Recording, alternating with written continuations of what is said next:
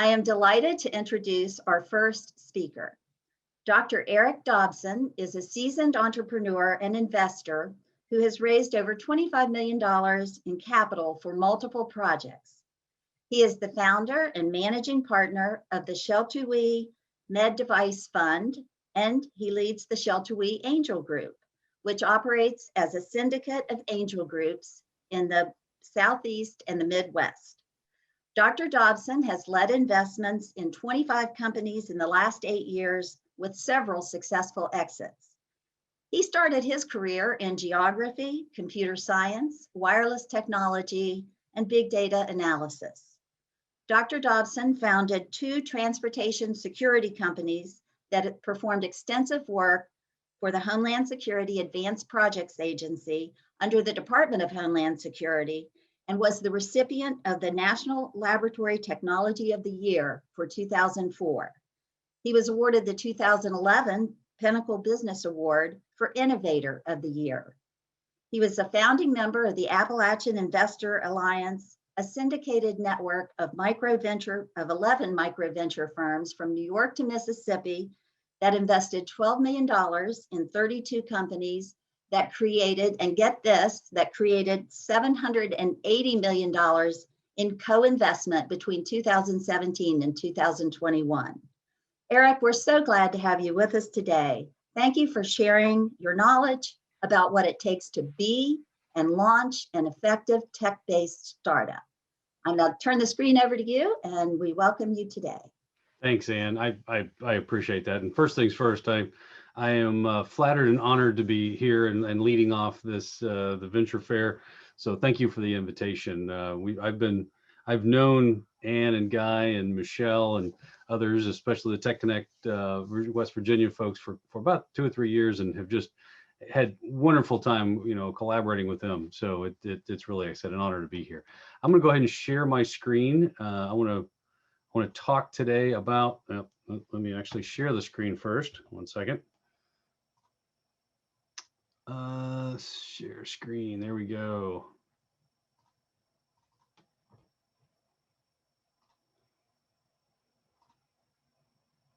All right, you should be seeing my my slide. Is that actually?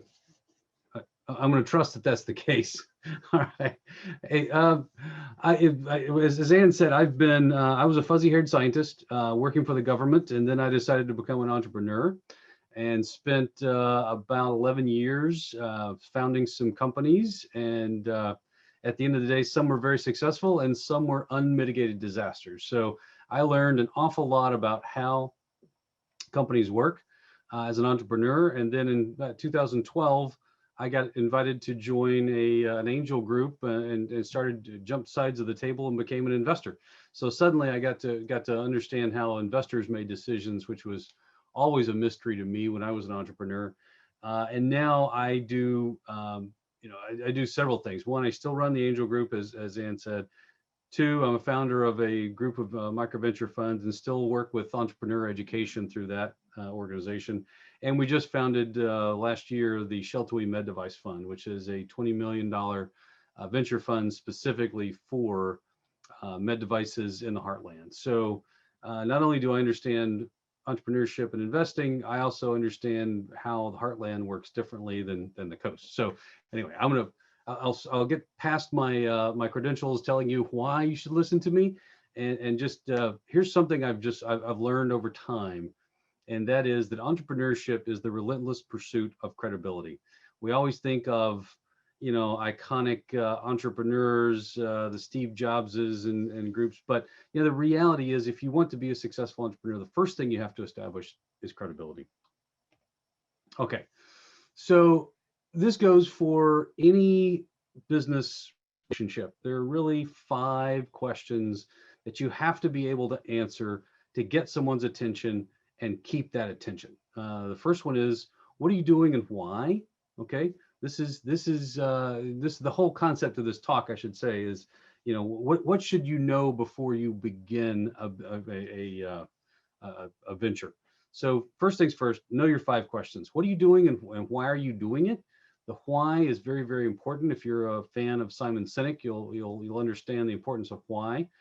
If you're not, I urge you to go find Simon Sinek.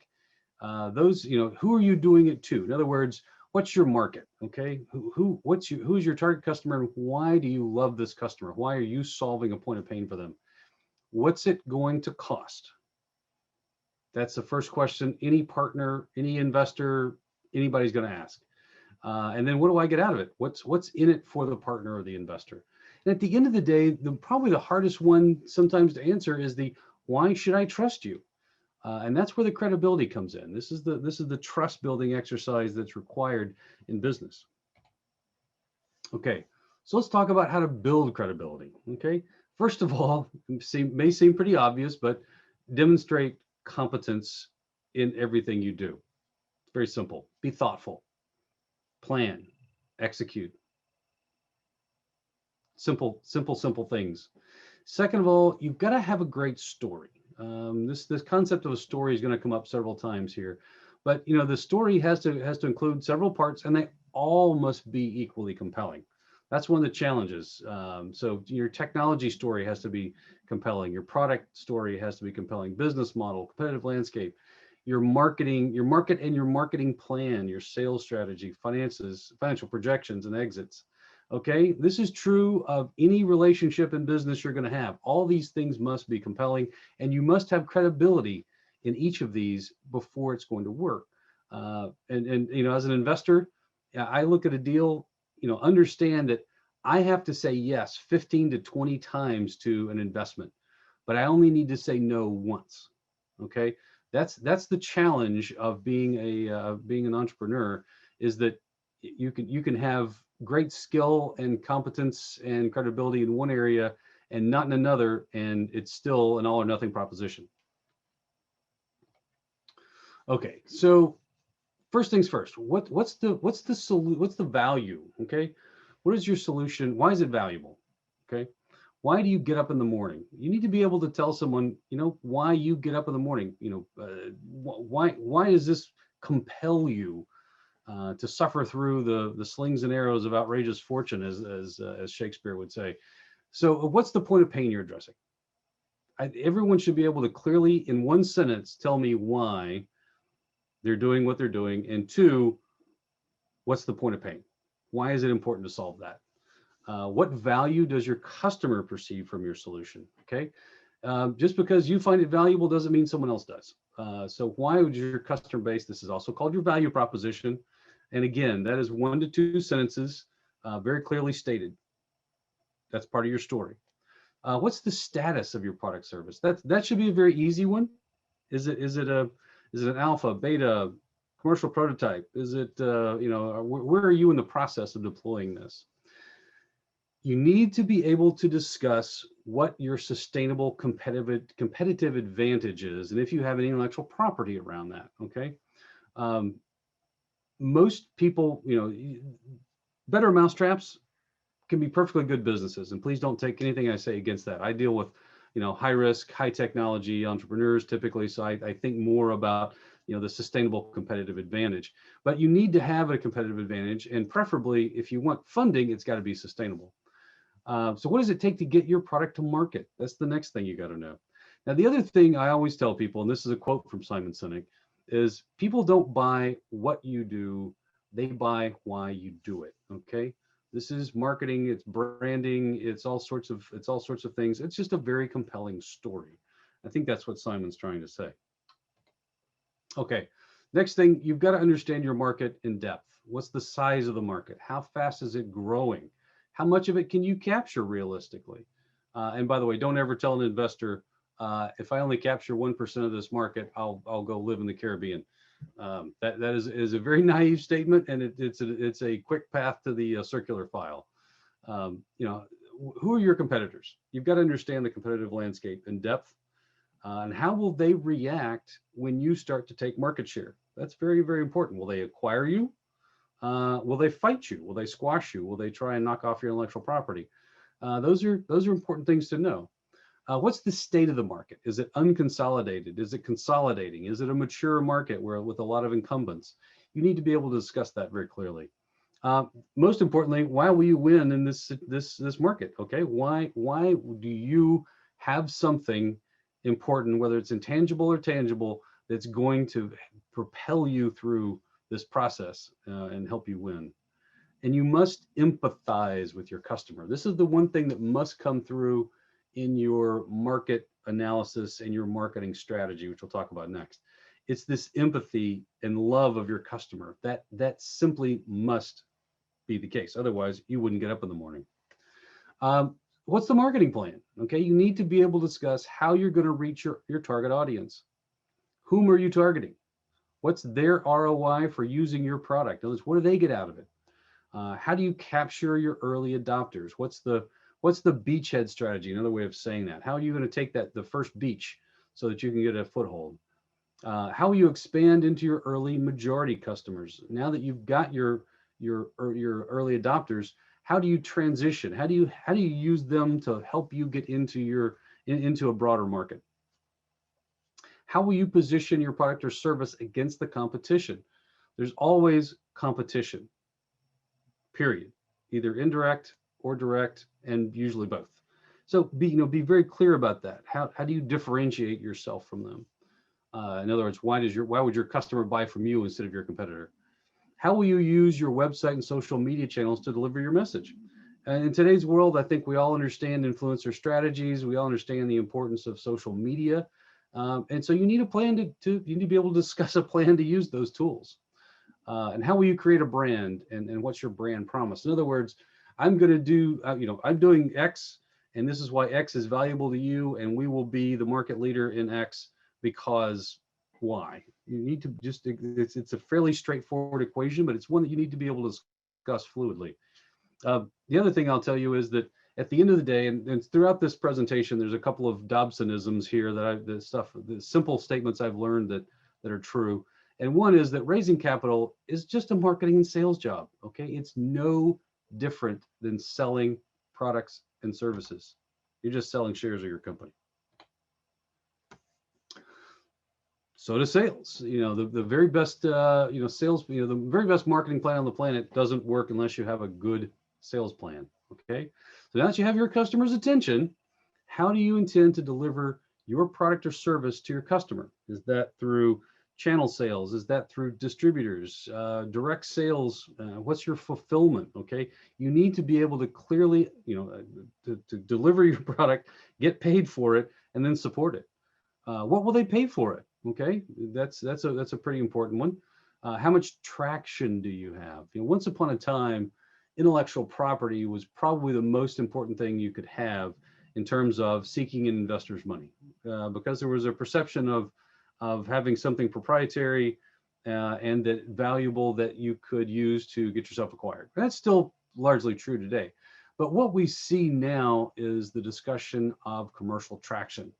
Again, the best business plan on the planet isn't valuable at all unless you can commercialize your science and your technology.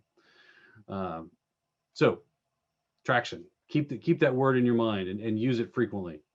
How will you use your investors' money to buy revenue? This is a Dobsonism. If I'm an investor, I'm giving you money, I want you to go and buy revenue. And you need to think of it in those terms. Couch all investments as, I'm going to take this dollar and I'm going to go buy 2 more. Okay, that's how that should work in your mind. How will you support your customer and manage reverse logistics? If you've got a product, how are you going to deal with that? You've got warehousing, you've got logistics, you've got fulfillment. Those are all things that you need to be able to discuss when you're talking to anybody, investors, to partners, clients, all these things you have to know.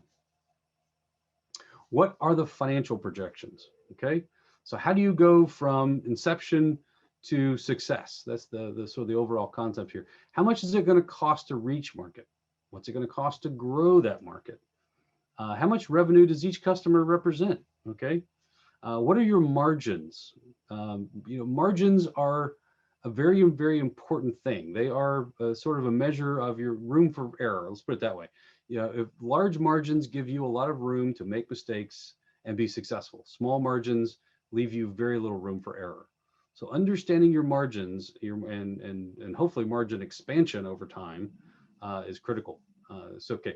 What costs are involved in scaling your company? If you've got a product, If you expand your product sales, you're going to have to expand your warehousing. You've got to understand all those linkages between your operations and your financial projections. And finally, what metrics are you going to use to measure success? Okay. At the end of the day, I always tell people, that when they hand over a detailed 5-year pro forma, the financial projections are just a numeric story. There's that word again, of your business. Okay. So your business plan and your financial projections need to be in lockstep. They need to agree with each other. If you've got assumptions in your business plan, they need to be in your financial projections and vice versa. It's just a numeric story you're telling, but it's a critical one for investors. We spend more time with your pro forma probably than with your business plan, to be honest. How do I get out of this deal? Okay, so at the end of the day, I always tell people contracts are written to get out of them. That's the only reason to write them. If everything's working, nobody cares. You don't need a contract if the business relationship works. So I know that's a little flippant and probably a little anyway.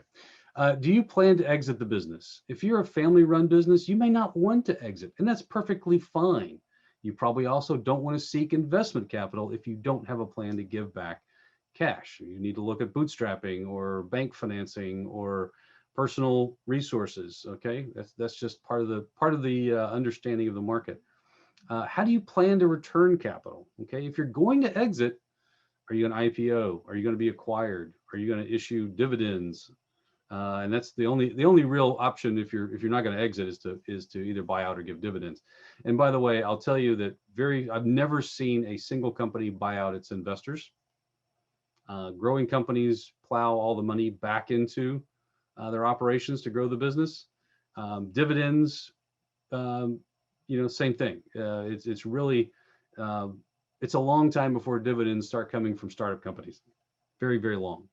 So those two arguments are not very compelling to investors. So just a quick aside there.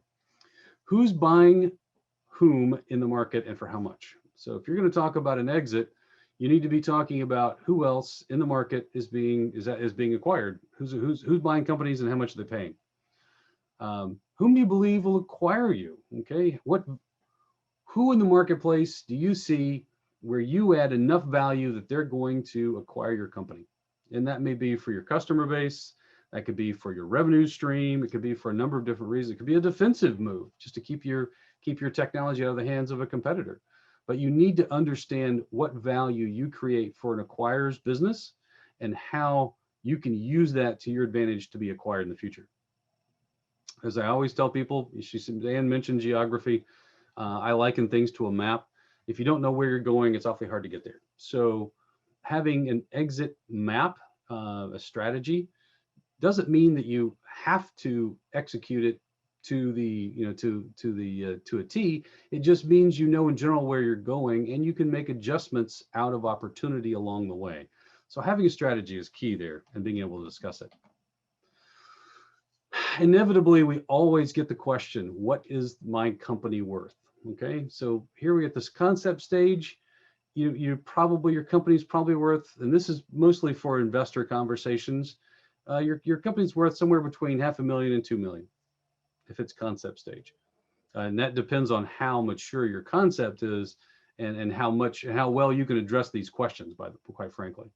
Execution, that startup early stage time frame, $2 to $5 million is a reasonable range of valuations. If you're in a growth stage, 5 to 20. If you're scaling your company toward exit, 20 to 50. Now, notice that the next one is exit, and that's typically 3 to 7 times your top line revenue. So notice that the first 4 are purely speculative. It's pure speculation on what your company is actually worth. And that's a negotiation between you and your investor. The last one is not. Okay, last one is a hard number that we see over time, depending on your industry, depending on your, if you're a product company or a software company. The last one is the one that's fixed. So you can speculate on the first 4, but the end of the day, that's why having that strategy and having those financial projections is so critical, because it gives you an idea of the hard number at the end of the rainbow there. You'll just to get this out of the way, investors, at the end of the day, you can ask for a valuation, but an investor is going to tell you what they will pay for your company, flat out. So don't, be reasonable in your expectations. Focus on capturing market. That's the key here. Don't focus on battling your investors. Focus on battling your competitors and taking market share. So there are 3 easy ways I've found to lose credibility. Actually, there are a bunch, but these are some of the top ones. Dobson rule number 1: if you can't plan a business, you can't run a business. That's a very simple litmus test, and one I know everybody says, in today's age, you don't need a business plan. They're passe, but the reality is, you do need a business plan, and you need to be able to discuss it, especially where investors are concerned. Dobson rule number 2: people invest in people in markets they like and understand. Okay, so there's a lot in that sentence. People invest in people. Investors, whomever they are, they invest first in you because they like you and you have credibility. They invest in you because of that, and by the fact that they like the market you're in and they understand it. Okay, so there's a lot in there. If I don't understand your market, I'm not going to invest. Don't waste your time.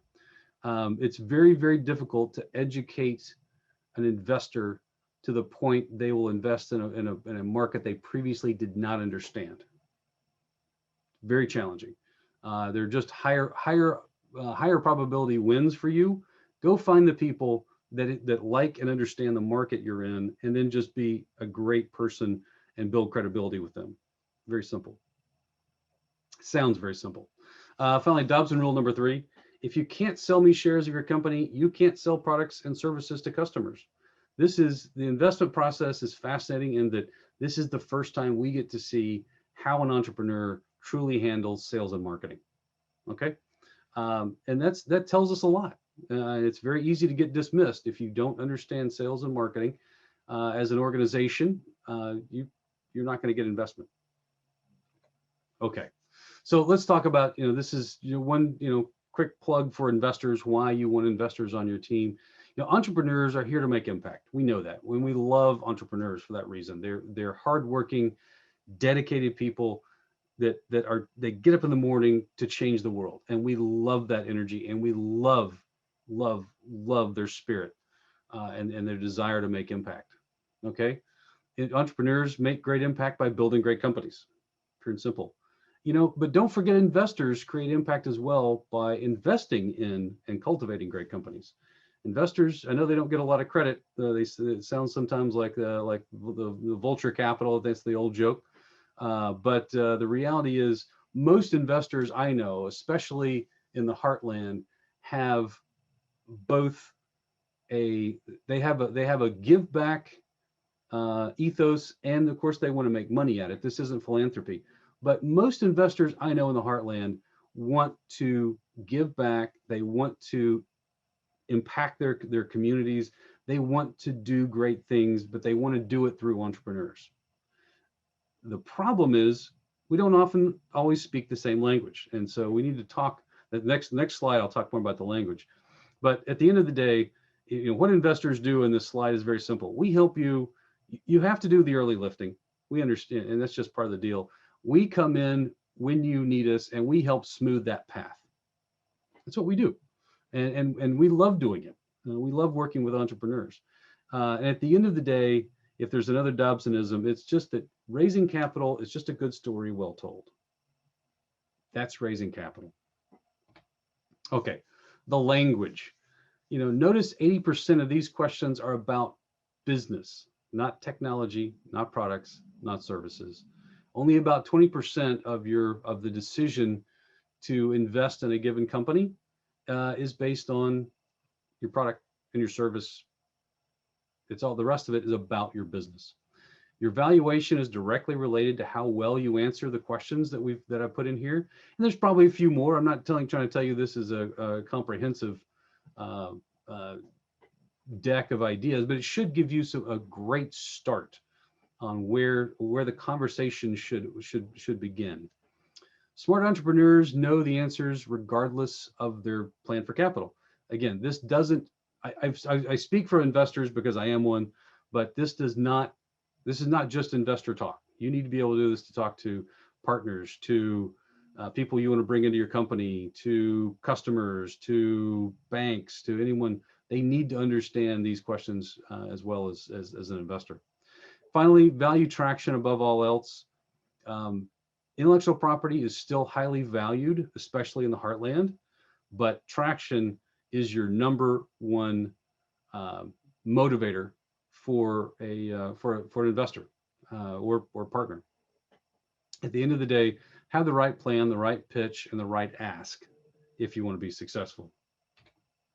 So the final thought I'll leave you with, and I'll be happy to take questions if we've got time, but credibility is hard won, but it's very easily lost, very, very easily lost. So at every step you take, just keep that in mind. How do you build credibility?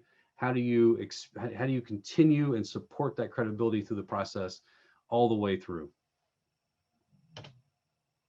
And that is the end of my presentation. It's my story and I'm sticking to it.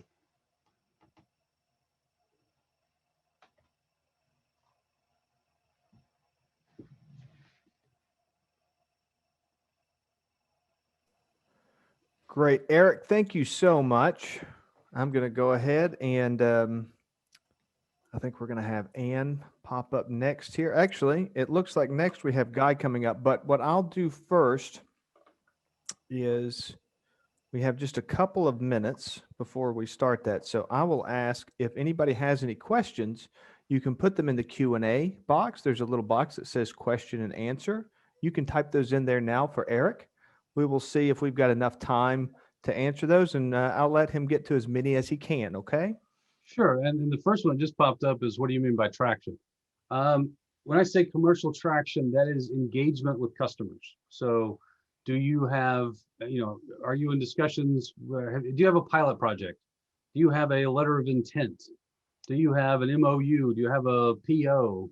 Do you have a master services agreement? There's an escalation process that most go through to sort of credibly document traction. So just in very short terms, tell me about the stage of engagement with your customer or customers.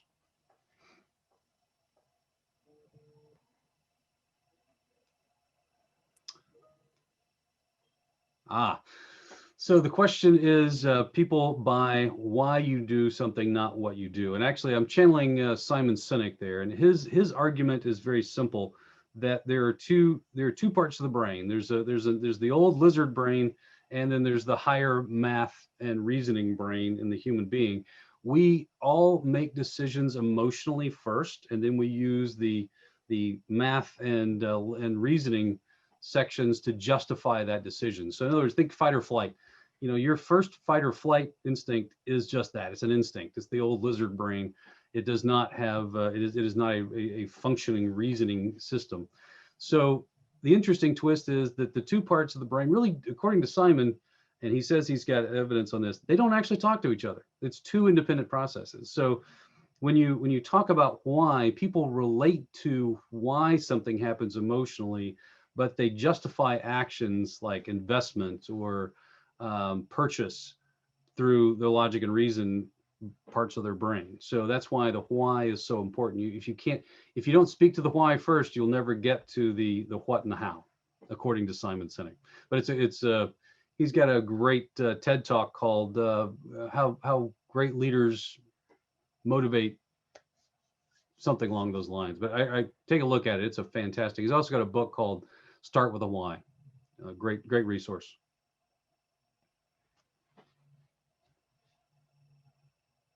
And I will say it fundamentally changed my perspective on sales and marketing when I read his book. Yeah, I think the YouTube link just was popped up there. Thank you for posting that, Jason.